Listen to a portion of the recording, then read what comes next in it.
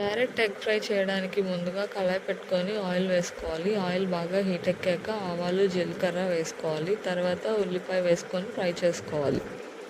ఉల్లిపాయ కొంచెం ఫ్రై అయిన తర్వాత అల్లం వెల్లుల్లి పేస్ట్ యాడ్ చేసుకోవాలి 1 టీ స్పూన్. తర్వాత తురుముకున్న క్యారెట్ వేసేయాలి. ఒక్కసారి తిప్పుకొని ఉప్పు, పసుపు వేసుకొని మూత పెట్టుకొని మగ్గనివ్వాలి. ఈ కర్రీ మనకి రైస్లోకి, చపాతీస్లోకి చాలా బాగుంటుంది. ఒక్కసారి ట్రై చేయండి. కొత్తగా నా ఛానల్ చూస్తూ సబ్స్క్రైబ్ చేయని వాళ్ళు ఉంటే ఎవరైనా త్వరగా సబ్స్క్రైబ్ చేసుకోండి అండ్ ఒక లైక్ చేయండి.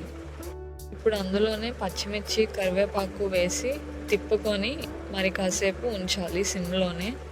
మూత పెట్టుకొని సిమ్లో ఉంచుకుంటే క్యారెట్ ఉడుకుతుందన్నమాట త్వరగా. క్యారెట్ ఉడికిపోయిన తర్వాత కారం, ధనియాలు, చెక్క, లవంగాల పౌడర్, గరం మసాలా ఇవన్నీ వేసేసి మళ్ళీ తిప్పుకొని ఒక 5 మినిట్స్ మూత పెట్టుకొని మగ్గనివ్వాలి. ఈ మసాలా అంతా క్యారెట్కి పడుతుంది, అందుకని చెప్పి మూత పెట్టుకొని మగ్గనివ్వాలి. తర్వాత 3 ఎగ్స్ తీసుకొని వేసేసుకున్నాను. ఎగ్స్ వేసేసాక తిప్పేసుకొని మూత పెట్టుకొని మగ్గనివ్వాలి ఒక 10 నిమిషాలు. చూసారా ఎలా వచ్చిందో కర్రీ? చాలా బాగుంది. టేస్ట్ చేశాను నేను. ఈ రెసిపీని మీరు కూడా ట్రై చేసి నాకు కామెంట్స్లో చెప్పండి ఎలా వచ్చిందో. కర్రీ అయిపోయాక వేడి వేడి రైస్లో ఈ కర్రీ అయితే వేసేసి మా హస్బెండ్కి అయితే పెట్టేశాను. చాలా బాగుందని చెప్పారు.